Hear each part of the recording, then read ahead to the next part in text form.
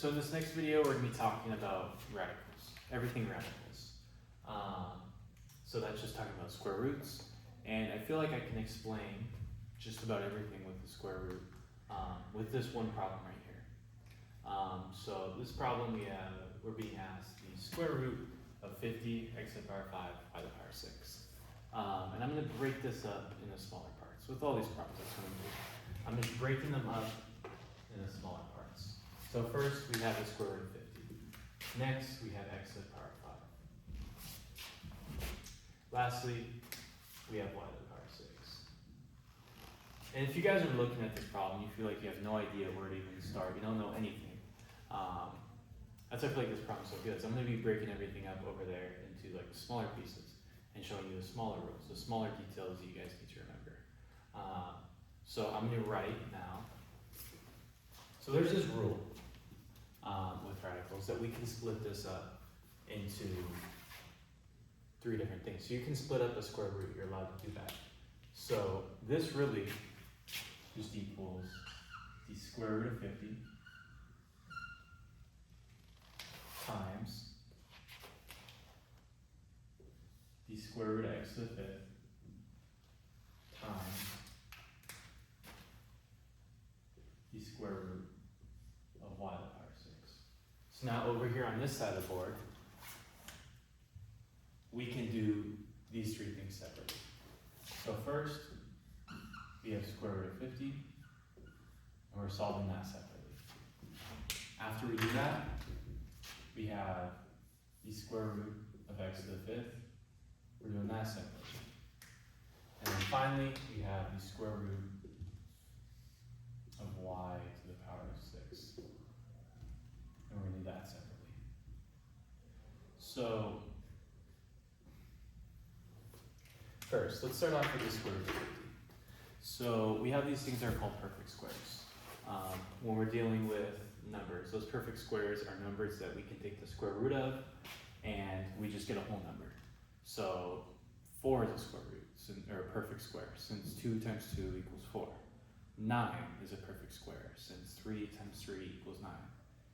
81 is a perfect square, since 9 times 9 equals 81. So when we're doing square root problems of numbers, we're looking for perfect squares. We want perfect squares, because if we have the square root of a perfect square, it makes our life a lot easier. We just get a whole number, we're done. Life's not always going to be easy. So if we look at this problem, square root of 50, it's not a perfect square. There's no whole number that you can multiply with itself to get 50. So you're going to have to get a little creative here. And you're going to try to split this up into 2 different square roots. So the square root times the square root. You're going to try to split this square root up into 2 square roots where one of them, at least one of them, is a perfect square. So if we split this up, we try every possible combination of ways we can write 50, and we can't get that at least one of these is a perfect square, then we're kind of screwed. But if we can get one of these to be a perfect square, it makes life a little easier. So we're thinking of all the ways to write 50. You have 5 and 10. Neither 5 nor 10 are perfect squares, so we can't use those. We have 50 and 1. Neither of those are perfect squares. What else do we have? We have this. We have 25 and 2. So 25 times 2 equals 50, so it works. But if we're looking at this, 2 is not a perfect square. There's no number that you can multiply by itself to equal 2. But 25, that's a perfect square, since 5 times 5 is 25. So now, we split this up into 2 different terms. Like I said, root 2 you can't write in a simpler way. But square root of 25, this just equals positive 5. So now we can rewrite this as 5 root 2. And now, we've simplified square root of 50. So for our final answer over here, we can start it off with this equals 5 root 2. Alright, next let's move on to what's in red. when you're taking the square root of a variable to a power, all you're doing is you're taking that power and you're dividing it by 2. So what this equals is x to the power of 5 over 2. But we don't want fractional exponents. Those are weird. So we're going to try to write this without a fractional exponent.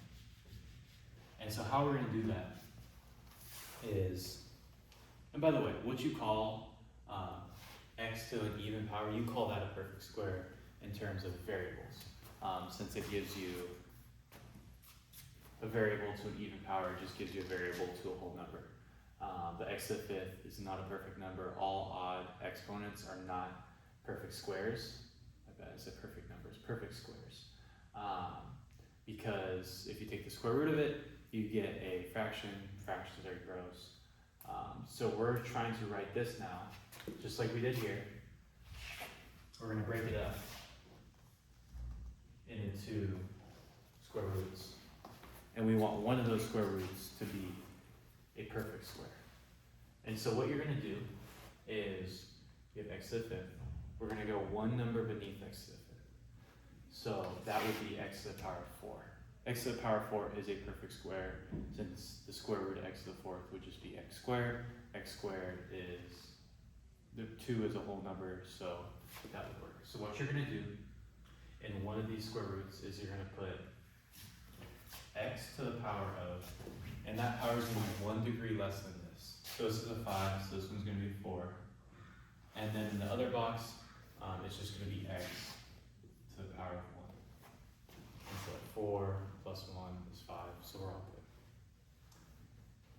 And so now we can do what we did up here, and we know x to the 4th, the square root of that. All you're doing is you're just taking the 4 and you're dividing by 2. So this equals x squared root x. So now over here, we have x squared root x. And we move on to that last piece. So this last piece is the easiest piece. We have the square root of y to the 6. Y to the 6 is a perfect square. Since 6 is an even number, it means we don't have to do any extra work here. All we're doing is just taking y to the power of 6 divided by 2. 6 divided by 2 is 3, so this is just y to the power of 3. And so lastly, over here, I shouldn't have wrote that right.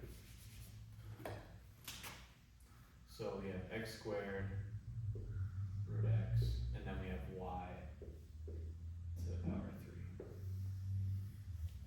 And that would be our final answer for this problem. Just breaking it up into pieces, using those different rules, looking for perfect squares,